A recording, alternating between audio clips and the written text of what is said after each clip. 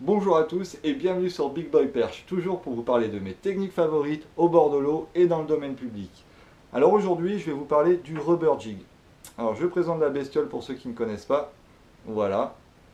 C'est tout simplement une tête plombée qu'on a habillée d'une jupe en silicone et où on a monté une brosse en fait sur l'alignement de l'hameçon pour éviter les accros.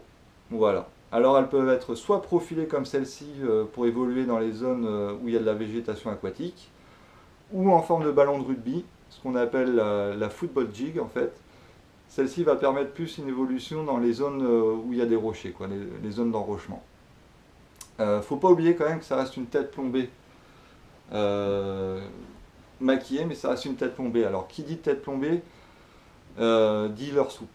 À la base, le jig est quand même censé représenter une écrevisse. Alors bon, moi je cherche toujours la ressemblance avec l'écrevisse, mais c'est censé ressembler à une écrevisse.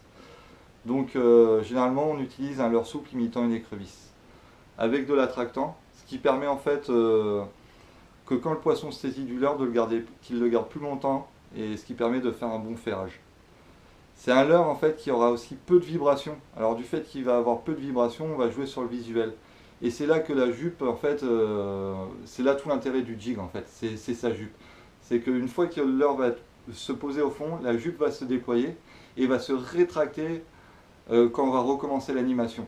Ce qui donne tout l'intérêt, tout le visuel de ce leurre aux yeux du poisson. C'est pas comme un spinnerbait ou un crankbait qui va servir de prospection. Là, c'est vraiment un leurre où on va servir du visuel, donc sur des zones bien spécifiques, comme des rochers, un arbre immergé. Ça va vraiment être des zones où on pense qu'il y a du poisson et des écrevisses. Voilà. C'est un leurre aussi qu'on va pouvoir utiliser tout au long de l'année, du fait c'est censé représenter une écrevisse. L'animation sera très minimaliste, une succession de petits bonds, de longues pauses. Donc voilà, ça en fait un leurre utilisable toute l'année. Après, pour ce qui est du bas de ligne, moi j'utilise un bas de ligne qui varie entre 35 et 40 centièmes et un corps de ligne de 20 centièmes en tresse. Alors ça peut paraître assez gros, mais il faut savoir que toute ma ligne va être sollicitée par les frottements, c'est-à-dire par le frottement des rochers, des branches. Donc c'est toujours désagréable de casser lors d'un ferrage ou pendant le combat, quand il faut extraire le poisson d'une zone très encombrée. Donc c'est pour ça qu'il ne faut pas hésiter à utiliser un fort diamètre. C'est pas un problème du fait que votre ligne sera très peu visible dans ces zones-là, parce qu'elles vont évoluer dans des zones encombrées, dans des végétaux, dans des branches. Le poisson va vraiment se focaliser sur le leurre et non sur votre ligne. Donc ouais, je pense avoir fait le tour. C'est vraiment, voilà, partout les poissons, partout où il y a des écrevisses, franchement c'est un leurre à essayer. Et dans tous les cas, dans le régime alimentaire de tous nos carnassiers en France, l'écrevisse a une grosse part, quoi. Que ce soit pour la perche, le black bass, le sand, le brochet, le silure et même les carpes. Donc c'est vraiment un leurre qui peut intéresser tous les carnassiers. Donc voilà, j'espère que ces informations vous aideront à des pêches futures et n'hésitez pas à liker ou à me laisser des commentaires. Ou pour ceux qui ne se sont pas encore inscrits, inscrivez-vous, ça fait toujours plaisir. Et je vous souhaite un bon visionnage et je vous dis à plus tard.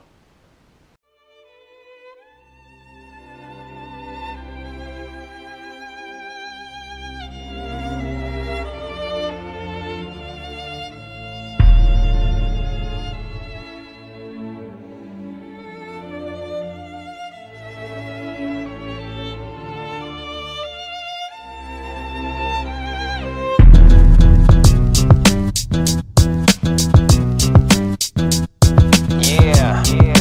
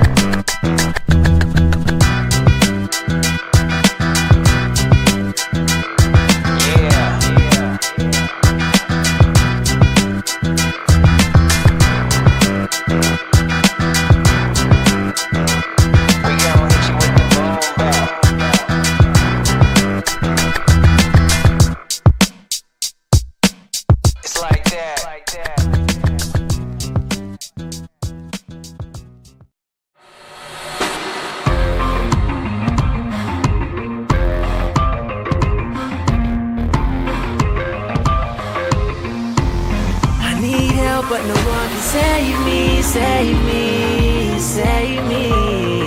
What am I to do? I can't find the truth. Been telling so many lies.